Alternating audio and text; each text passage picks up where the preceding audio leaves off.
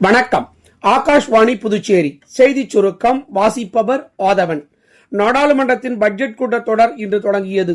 நாடாளுமன்றத்தின் இரு அவைகளின் கூட்டத்தில் குடியரசுத் தலைவர் திருமதி திரௌபதி முர்மு உரையாற்றினார். நாட்டில் பின்தங்கிய மக்களை முன்னேற்றுவதே அரசின் நோக்கம் என்றும், பாகிஸ்தானுக்கு பாடம் புகட்டிய ஆபரேஷன் சிந்தூர் நடவடிக்கைக்கு பிறகு பிந்தைய காலங்களில் ராணுவ தளவாடங்கள் மீது நம்பிக்கை அதிகரித்துள்ளதாகவும், முத்ரா திட்டங்களுக்கு 38 லட்சம் கோடி ரூபாய் நிதி வழங்கப்பட்டுள்ளதாகவும் திருமதி முர்மு தனது உரையில் கூறியுள்ளார். இன்று பஞ்சாப் கேசரி என்று அழைக்கப்படும் லாலா லஜ்பத் ராயின் பிறந்த நாளை முன்னிட்டு குடியரசு துணைத் தலைவர் திரு சி.பி. ராதாகிருஷ்ணன் அஞ்சலி செலுத்தினார். அவர் வெளியிட்டுள்ள சமூக ஊடக பதிவில், லாலா லஜ்பத் ராய் ஒரு தொலைநோக்கு பார்வை கொண்ட தலைவர், சமூக சீர்திருத்தவாதி மற்றும் கல்வியாளர் என்று குறிப்பிட்டுள்ளார்.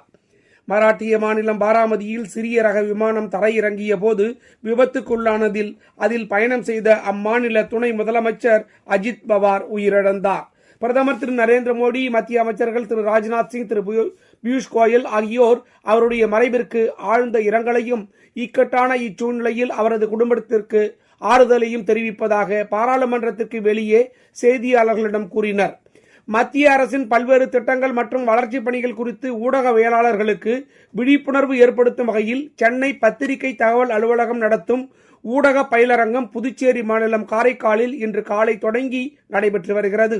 தெற்கு மண்டல பத்திரிகை தகவல் அலுவலக தலைமை இயக்குநர் திரு பழனிசாமி தலைமையில் இந்தியாவின் உணவு பாதுகாப்பில் இந்திய உணவு கழகத்தின் பங்கு, செய்தி அறைகளில் செயற்கை நுண்ணறிவின் பயன்பாடு, தொழில்நுட்ப ஆய்வுகளை பொதுமக்கள் விரும்பும் செய்திகளாக மாற்றுதல், நிதி உள்ளடக்கம் மற்றும் உங்கள் பணம் உங்கள் உரிமை குறித்த உரை உள்ளிட்ட முக்கிய அமர்வுகள் இதில் இடம்பெற்றுள்ளன. லட்சிய ஜனநாயக கட்சியின் பரப்புரை பொதுச் செயலாளராக நடிகர் திரு தாடி பாலாஜியை அக்கட்சியின் தலைவர் திரு ஜோஸ் சார்லஸ் மார்டின் நியமனம் செய்துள்ளார். இந்தியா நியூசிலாந்து அணிகளுக்கு இடையிலான 4வது டுவெண்டி கிரிக்கெட் போட்டி இன்று இரவு 7 மணிக்கு விசாகப்பட்டினத்தில் தொடங்குகிறது. இத்துடன் இந்த செய்திச் சுருக்கம் நிறைவு பெறுகிறது.